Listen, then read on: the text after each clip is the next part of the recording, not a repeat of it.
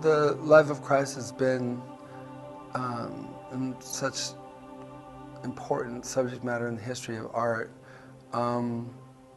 that I just wanted to try a, contemporary take on it, or my take on it, my personal take on it, and see, how I could possibly do it without it being a cliche. But even my hero Andy Warhol was working on the Last Supper series, was the last group of paintings that he made, and the only time I ever saw Andy paint was the Last Supper, so that really intrigued me because I'd never seen him paint up until that time. I'd seen him a lot around the offices of Interview and stuff, but the only time I actually ever got to see him holding a brush was doing that series of the Last Supper. And having been brought up, my last name means a church. My uncle's a priest, having been brought up in a very Catholic family. These images made such an impression on me because I think when you're young and you're in churches and you're around that, what you're around when you're young does influence you and does become very much a part of the fabric of your thoughts and what sort of colors your ideas of the world in such a profound way.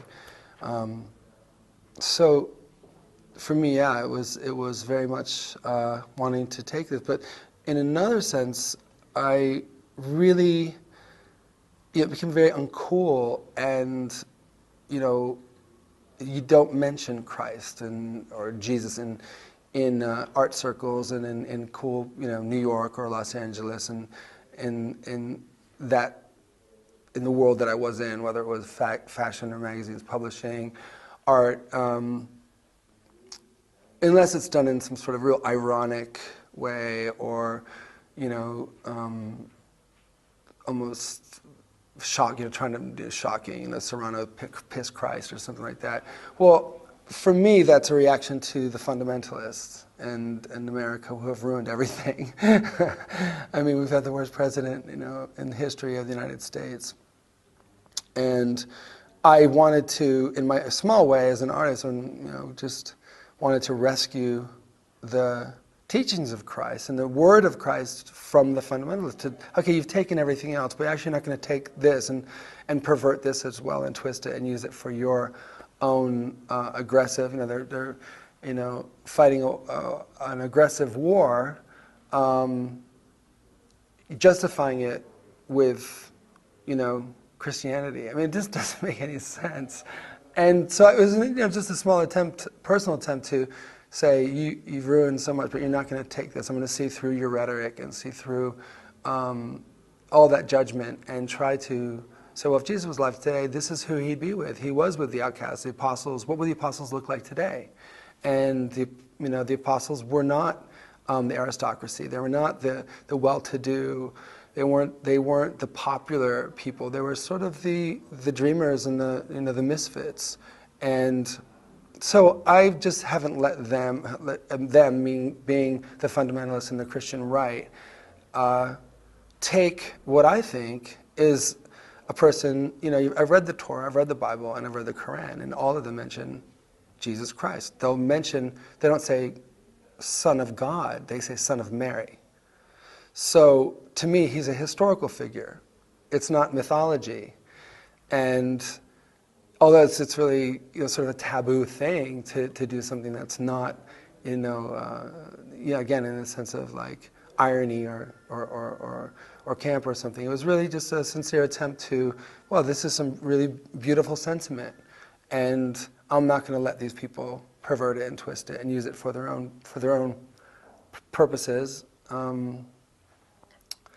And try to take it and look at the purity of it and the beauty of it, and these are the people that he would probably be with today. These are what the apostles would probably look like, and they are set in humble settings, and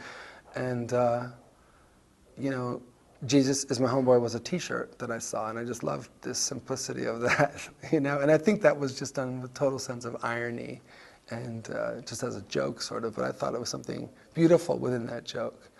And there's no sense of irony, or there was no intent to shock or anything like that. And I don't find them shocking at all. I find them really, in my mind, they're sincere and just, you know. The Last Supper scene is quite clearly modelled on the Last Supper by Leonardo da Vinci. Other ones are quite clearly freely composed by you. Did you just haul people off the streets to come and take part in them? Well, they're friends. It's a mixture of friends and people that I would see out and about on the street and ask them to come in. You know, would you be interested in being in this photograph? And, you know, people really responded and wanted that. And I found them, kind of picked them out one by one. Now you have a head of Christ, a black man wearing the crown of thorns. Mm-hmm.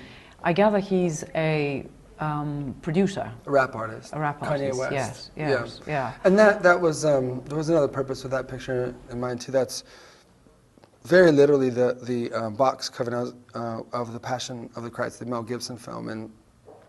And it was just such a phenomenal film, and I just took that idea of that box cover and recreated it with Kanye West, a black man, you know, sort of like who's a friend and who has a lot of the similar sort of ideas about, you know, not letting something, you know, he raps a lot about, he was brought up in the church and stuff, and it's, you know, you're very conflicted when you're living in today's society, and you know, and people have their own judgments about what is, you know, I think that you can live in multiple ways and live dimensionally, you know, and still, you know, have belief or have faith or believe in things and that are not, you know, proven. I guess that's a definition of faith, and still, you know, exist in a sort of modern world. And yeah, it's conflicting, and yes, it's always a daily challenge and struggle, but, you know, we agree on that. So we see eye to eye on that, and that's why I asked Kanye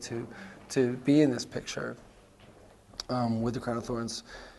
He is sort of like, in one way, sort of popular music's sort of martyr. I mean, people always slinging, you know, arrows at him, and he takes a lot of shots.